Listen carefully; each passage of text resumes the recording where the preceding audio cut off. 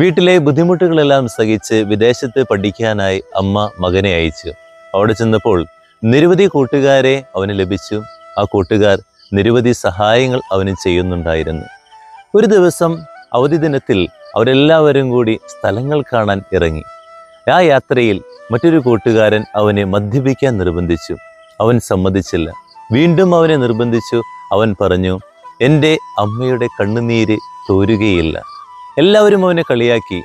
നിന്റെ അമ്മ ഇപ്പോൾ ഇവിടെ ഇല്ലല്ലോ, അമ്മ ഇത് കാണുന്നില്ലല്ലോ, നിനക്ക് മദ്യപിച്ചുകൂടെ?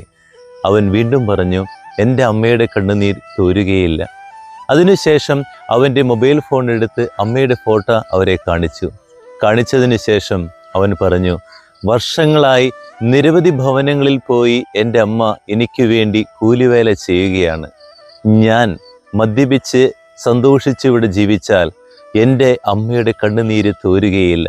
ഞാൻ ഒരു നല്ല ജോലിയിലെത്തിയാലാണ് അമ്മ എനിക്ക് വേണ്ടി സഹിക്കുന്നത് നിർത്താൻ പറ്റുകയുള്ളൂ. അതുകൊണ്ട് ഞാനിത് ചെയ്യുകയില്ല. ഇത് നമ്മൾ മറക്കാതിരിക്കാം. വഴിതെറ്റിക്കാൻ നിരവധി പേർ നമ്മുടെ കൂടെയുണ്ടാകും. എന്നാൽ ആ സമയങ്ങളിൽ നമുക്ക് വേണ്ടി ഇതുപോലെ സഹിക്കുന്ന അപ്പൻ്റെയും അമ്മയുടെയും മുഖം മറക്കരുത്. അവർ നമ്മുടെ വീട് പോലും പണയം വെച്ച്, സുഖങ്ങളെല്ലാം മാറ്റിവെച്ച് രാവും പകലും അധ്വാനിക്കുന്നത് ഒരു കാര്യത്തിന് വേണ്ടിയാണ്, നമ്മുടെ സന്തോഷത്തിന് വേണ്ടി. അവരെ കരയിപ്പിക്കാതിരിക്കാം.